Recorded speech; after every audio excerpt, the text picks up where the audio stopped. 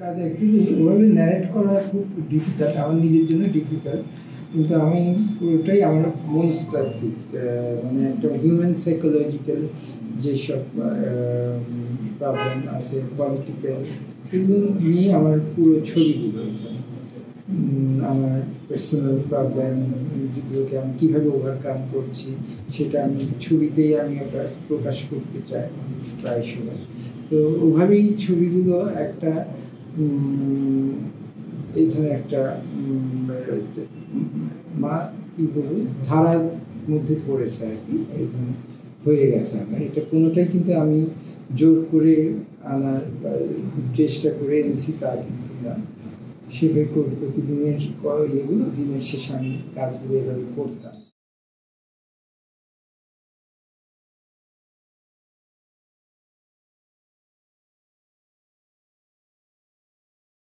আমার চিত্রকল্পটা এমন হলে হয়তো প্রতীক হবে, নাহলে হচ্ছে না।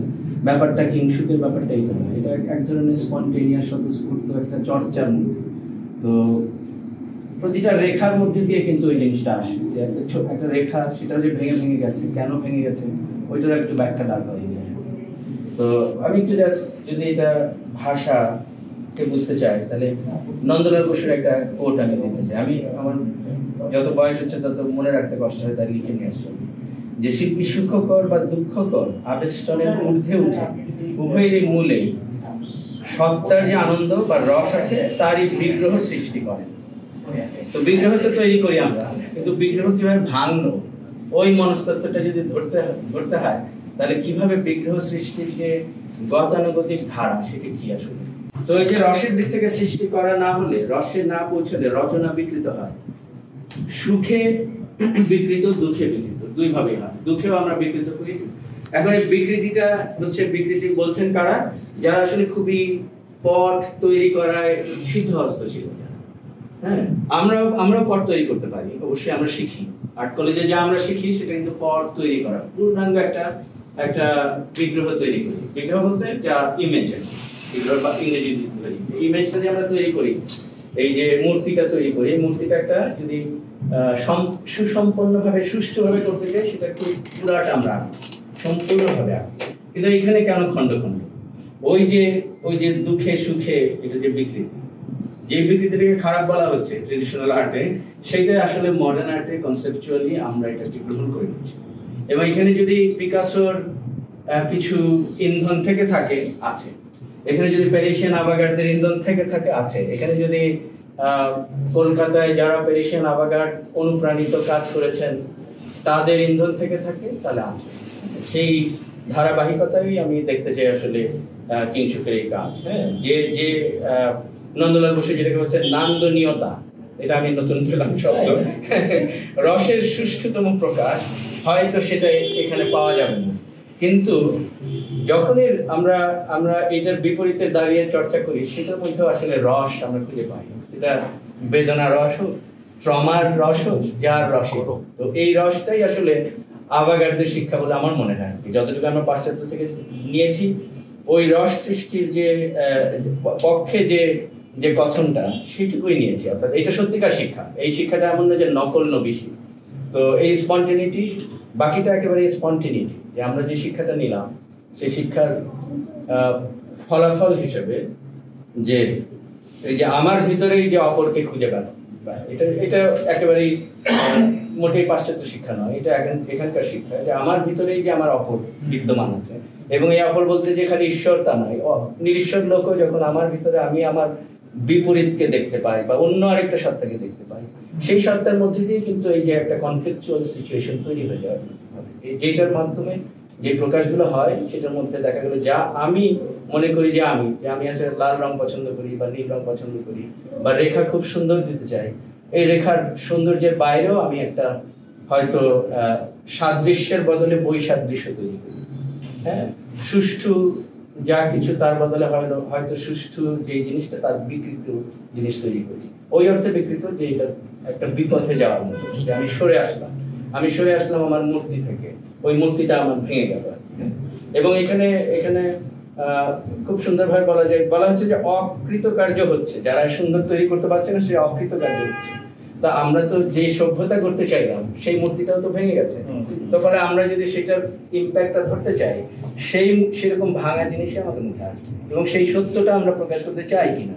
অনেকে চাই না, অনেকে মনে করি যে আমাদের স্পিরিচুয়াল পাওয়ার দিয়ে আমরা এটাকে একটু ঢেকে রাখি, ওটা একটা ক্ষমতা বটে, এটা অনেকের মধ্যে থাকে, সেটাকে আমি শ্রদ্ধা করি।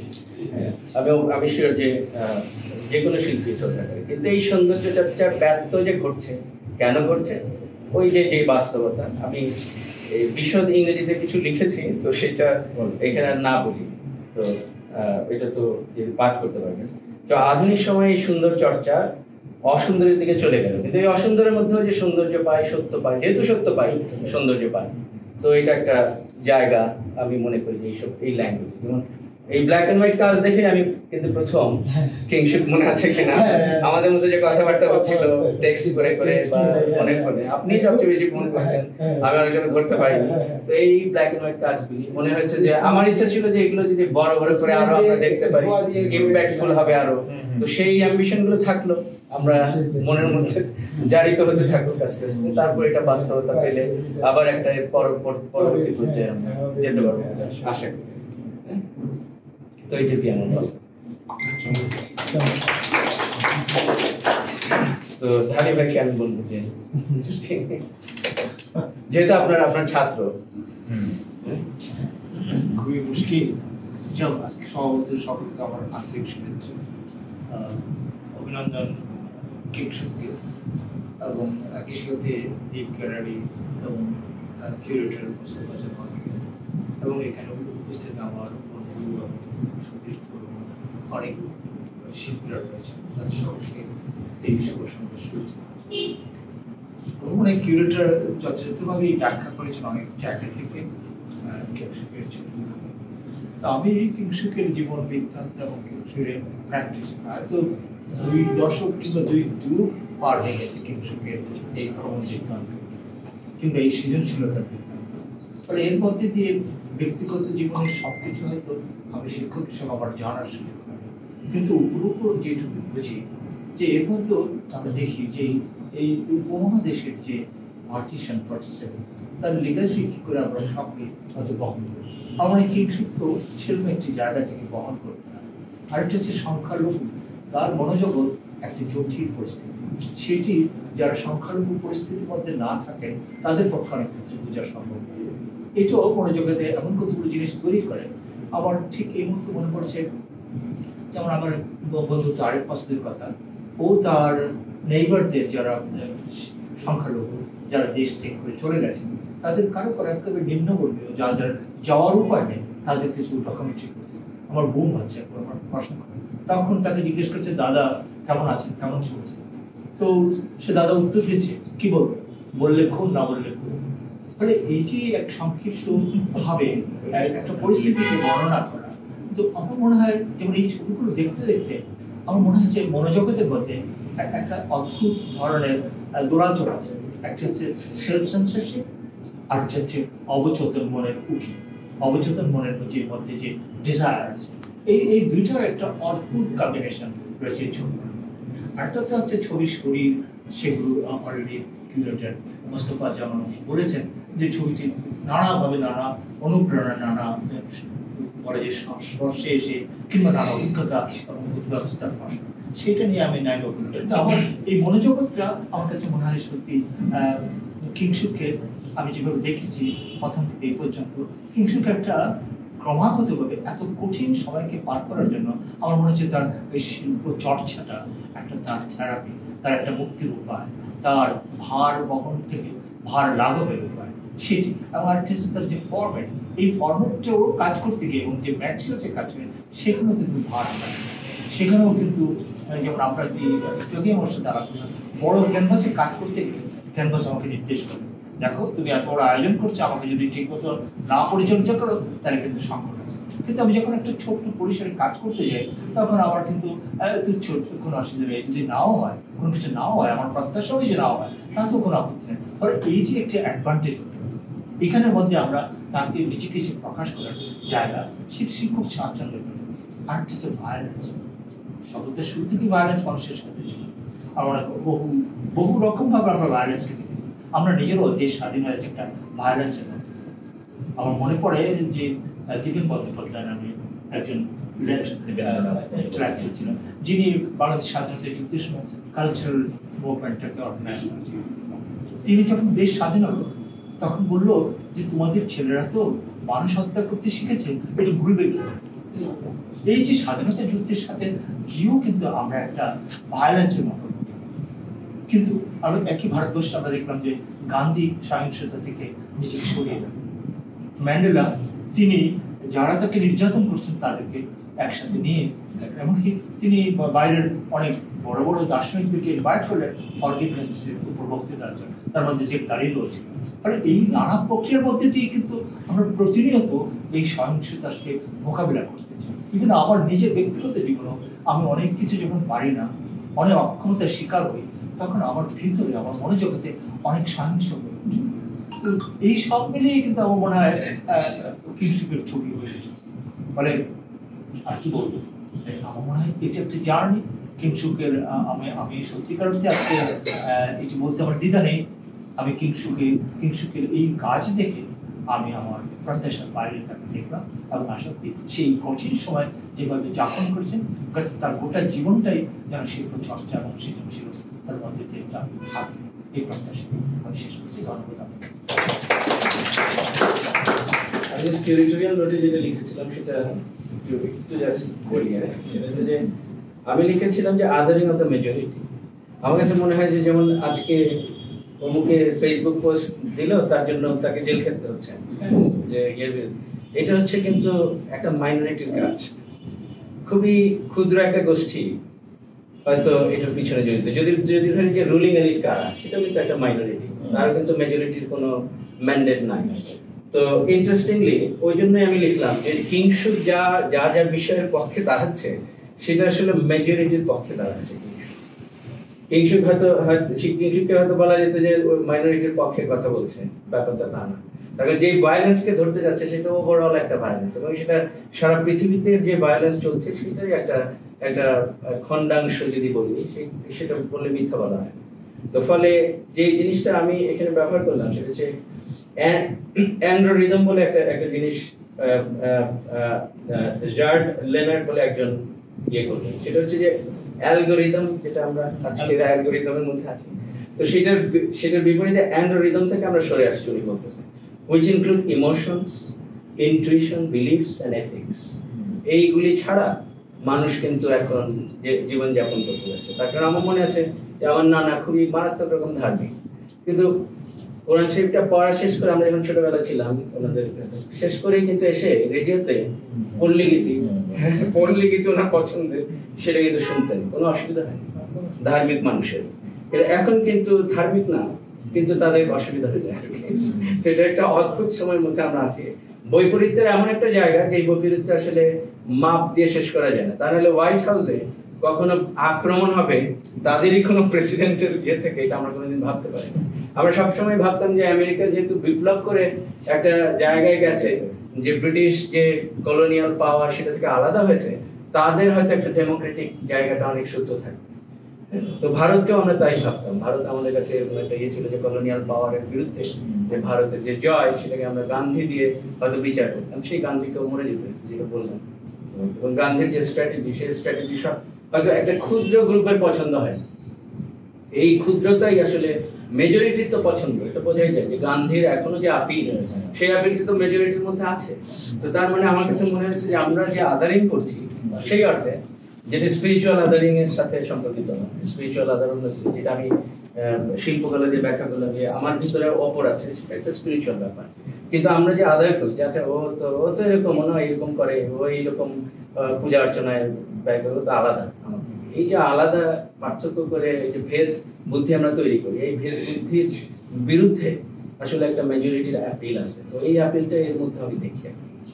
কিছু রেফারেন্স তো অবশ্যই আছে তার নিজের বাস্তবতা, বোঝাই যায়। এমনকি যে অস্থিরতার মধ্যে উনি আছেন, যে কলকাতা, চিটাগাং, ঢাকা, 3টা শহরের মধ্যে নিজের সময়কে ইয়ে করে নেওয়া, এমন একটা সময়ে যখন আসলে জীবন যাপন করাটা খুব সহজ নয়।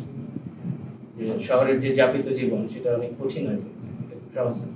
সেরকম একটা সময় 3টা শহরে তাকে দৌড়াদৌড়ি করতে হচ্ছে। সেই অস্থিরতাটা আমরা দেখতে পাই, যেটা মামুন ভাই খুব সুন্দর করে বললেন যে আসলে এই যে স্ট্র্যাটেজি, এই যে ছোট ছোট করে কাজ করা, এটাও সেটার সাথে জড়িত। ফলে খুব পরিষ্কারভাবেই ওনার যে ল্যাঙ্গুয়েজ, সেই ল্যাঙ্গুয়েজের আন্ডারস্ট্যান্ডিং এই সত্যগুলিকে আমাদেরকে ধরতে পেরে দিতে হবে। তো আমি আলম খোরশেদ ভাইকে কিছু একটু বলেন, কিছু একটু বলেন আমাদের মাঝে আপনি এসেছেন। না, কিছুর সঙ্গে আমার দীর্ঘদিনের যোগাযোগ, মানে শৈল্পিক আত্মীয়তা বন্ধনের কথা যদি বলা হয় দীর্ঘদিনের। না, সে তো আমার যেটা প্রতিষ্ঠান ছিল বিশদ বাংলা চট্টগ্রামে, আপনারা অনেকেই জানেন, পরে যেটা বিস্তার করলো। হ্যাঁ, বিস্তার এখনো তো দৈহিকভাবে সেটা নেই, মানসিকভাবে আছে, চৈতন্যগতভাবে আছে। সেখানে একদম বিস্তারের যাত্রাটাই শুরু হয়েছিল ওর ছবি দিয়ে, এবং আমি খানিকটা মিলও পাচ্ছি। এবং সেই ছবিটিকে বিস্তার করোনার সময় উঠে গেছে, অনেক ছবি অনেক জায়গায় হাতছাড়া হয়ে গেছে, ওই ছবিটিকে আমি হাতছাড়া করিনি। এটা আমার দিকে বিস্তার আমার স্বয়ংপক্ষে হয়েছে। এরপর ওর আরেকটা পরিচয় আমার মনে হয় জানি না বলা দরকার, তার কিছু প্রতিফলন এই কাজের মধ্যেও আছে। সে কিন্তু শিল্পকলাতে পাশ করে বেরোলো, শিল্পী হলো, কিন্তু তাকে যে কোনো কারণেই তাকে ঢুকতে হয়েছিল একটা কর্পোরেট ওয়ার্ল্ডে। সে দীর্ঘদিন কিন্তু একটা কর্পোরেট ওয়ার্ল্ডে চাকরি করেছে, ব্যাংকার, এবং তার জন্য তাকে ফেনী, নোয়াখালী অনেক দুর্বিষহ জীবন যাপন করতে হয়েছে। কিন্তু কর্পোরেশন চাইলে কিন্তু ল্যাডারে উঠে যেতে পারতো, অনেক জায়গায় চলে যেতে পারতো। তার মধ্যে কিন্তু সেই আকুতি, সেই আকাঙ্ক্ষা, যে শিল্পের আকাঙ্ক্ষা এক পর্যায়ে, এবং ওর মধ্যে সে কাজও ছাড়েনি, একাধিক প্রদর্শনী করেছে, কিন্তু অরেঞ্জ রোজের প্রদর্শনী করেছে, কাজও ছাড়েনি। কিন্তু এক পর্যায়ে বোধ সে আর নিতে পারেনি, তার অনেক পারিবারিক সমস্যা দেখা দিচ্ছিল, নিতে পারেনি, ছেড়ে দিয়েছে। তখন সবাই বলছে এই বুদ্ধি শেষ হয়ে গেল আর কি। কিন্তু না, সে এর মধ্যেও কাজ করে গেছে। এবং একটা সময় বেশ সে বিপর্যয়ের মধ্যে ছিল। তখন সে ভেবেছিল সে পেশাদার শিল্পী হয়ে যাবে, পেশাদার শিল্পী দরকার হলে টাকার জন্য, আয় করার জন্য ছবি আঁকবে পাশাপাশি, আর পাশাপাশি করবে নিজের শৈল্পিক আকাঙ্ক্ষা করার জন্য। সেই কাজও আমি তাকে হেল্প করেছি। আমি আমার এক বন্ধু, বুয়েটের বন্ধু, তার কাছে ছবি ওয়াটার কালার করে দিয়েছি। কিছুদিন আগেও আমি তার ছবি দিয়েছি, কারণ আমার মনে হচ্ছে না, ওকে ওর কাজটা করে দেওয়ার জন্য যতটুকু সমর্থন সমাজ থেকে দেওয়া দরকার আমরা দিয়েছি সেই দিক থেকে। এবং এই প্রদর্শনীটার ব্যাপারে কিন্তু সবার আগে সে আবাকই বলেছিল আর কি, জানেন মুস্তাফা জামান ভাই আমার এক্সিবিশন করবে, কত বড় একটা তার পাওনার এই জায়গা ছিল যে মুস্তাফা জামান এই দেশের অন্যতম সেরা কিউরেটর, সে যদি তাকে নির্বাচন করে এবং তাকে নিয়ে চিন্তা করে কাজ করে, এবং সেটা আজকে হলো। এবং ঘটনাচক্রে আমার চলে যাওয়ার কথা ছিল, আমি কিন্তু কালকে যাবো আর শুধু ওর এক্সিবিশনে দেখে যাওয়ার জন্য, এটা আমার দেখার একটা দায়িত্ব রয়ে গেছে। এক্সিবিশনের সময় সবাই সব বলেছে, কিন্তু একটা জিনিস আমার একটু আমরা ছুঁয়ে যেতে পারি, সবাই ভায়োলেন্সের কথা বলেছে, কিন্তু মুস্তাফা জামান তো শুধু একমাত্রিক লিনিয়ার চিন্তার মানুষ না, সে কিন্তু ভায়োলেন্সের পর একটা স্ল্যাশ দিয়ে ভায়োলেশন নামে একটা শব্দ ব্যবহার করেছে। কেন? সে ভায়োলেশনটাও কিন্তু আমাদের ভায়োলেন্স তো করছেই সর্বত্র, কিন্তু এছাড়াও সূক্ষ্মভাবে, অদৃশ্যভাবে আমরা প্রতিনিয়ত, বিশেষ করে সংবেদনশীল মানুষরা ভায়োলেটেড হচ্ছে। প্রতিটা ক্ষেত্রে আমরা উল্লঙ্ঘিত হচ্ছে, আমাদেরকে লঙ্ঘন করা হচ্ছে, আমাদেরকে আঘাত করা হচ্ছে, আমাদেরকে আক্রমণ করা হচ্ছে, এবং চেতন্য অবচেতন আমরাও পাল্টা কিন্তু আমার ভায়োলেশনের অংশ নিচ্ছি। কিন্তু এই যে ভায়োলেশন এবং ভায়োলেন্সের যে একটা চক্র, সেটাও এসছে এই কাটা থেকে বেড়াগুলো, এটা তো এক ধরনের ভায়োলেশন, তার অধিকারের ভায়োলেশন। একই দেশ, এই পার্থক্য দেখা যাচ্ছে, কিন্তু তার জন্য তাকে কি হেনস্থা কিন্তু দেখেছে, এই ছবিগুলো কিন্তু সব উঠে দিশে করেছে। এবং এটার মাধ্যম হিসেবে সে যেটাকে বেছে নিয়েছে, আমিও খুব বিস্মিত হলাম, সে কিন্তু এটা এই কালি দিয়ে করেছে। এই যে হ্যারিকেনের বা কুপির যে কালিটা হয়, কালিটার মধ্যে কাগজ ধরে পুরো ব্যাকগ্রাউন্ড করেছে, তারপরে ইরেজ করে সে নির্মাণ করেছে। এখানেও কিন্তু একটা ভায়োলেশন, সে কিন্তু ইরেজ করে দিচ্ছে, কিন্তু এটা ইরেজ করার জন্য ইরেজ করা, এটার থেকে কিন্তু একটা নতুন জিনিস মানে জন্মগ্রহণ করছে, এটা নিচ্ছে। সে তার ভিতর যে যন্ত্রণা, সে ওখানে ছবিতে দেখবে কতগুলো পোড়া দাগ, ওগুলো সে পুড়িয়েছে, একেবারে আগুনের শিখার মধ্যে নিয়ে পুড়িয়ে সে এনে দাগ করেছে আর কি। এই সবগুলো মিলিয়ে আসলে আমি মনে করি টিম শুট তার একটা সত্যিকার শৈল্পিক সত্তার জায়গাটিকে খুঁজে পেয়েছে, যেটি ও নিজের জন্য যেমন এক ধরনের একটা ক্যাথারসিসের কাজ করবে, আমাদের সমাজের জন্য, আমাদের দেশের শব্দটা এখানে না মুখ্য, একেবারে মুখ্য লোক। কি যন্ত্রণার ভিতরে সে যাচ্ছে আমি তো জানি। তাকে প্রতিনিয়ত ঢাকা চট্টগ্রাম করতে হচ্ছে, তার বউ ওখানে পড়ে আছে, ওখানে তাকে কেমো দিতে হচ্ছে, এখনো কেমো চলছে। হ্যাঁ, এর মধ্যে কাজ করে যাওয়া, এর মধ্যে মানে হাসা এবং এর মধ্যে স্বপ্ন দেখা, সে লিখতে চায়, আমাকে পরিচয় করে দিয়েছে হাসান হাই ভাইয়ের সঙ্গে দাঁড়িয়ে আছে যে আমার এত সুন্দর একটা মনে মানুষ, আপনার সঙ্গে যোগাযোগ করতে হবে। সে ভাবে সমাজটাকে নিয়ে, আমাদের এই কমিউনিটিটাকে নিয়ে, যেটাকে কিভাবে সমৃদ্ধ করা যায়। আজকে তার একটা যৌক্তিক পরিণতিতে এসে পৌঁছলো, আমার খুবই ভালো লাগছে। রাজধানী বলে না, কিন্তু মুস্তাফা জামাল মিঠুর হাতে দ্বীপের গ্যালারিতে তার একটা এত বড় প্রদর্শন হচ্ছে, 55টা কাজ তৈরি করা সহজ কথা, অধিকাংশ কাছে কলকাতায় বসে করেছে, সেগুলো আনা বাধাই করা। বলে আমি মানে সত্যি সত্যি অভিনন্দন জানাচ্ছি, এবং আমি খুবই আমার যে গর্বের জায়গাটা ওখানে প্রবেশ করছি। এবং ধন্যবাদ মুস্তাফা জামাল, ধন্যবাদ মোহাম্মদ ইয়াসিন, ধন্যবাদ এই মামুন ভাইকেও আর কি এমন একটা শৈল্পিক আয়োজন আমাদের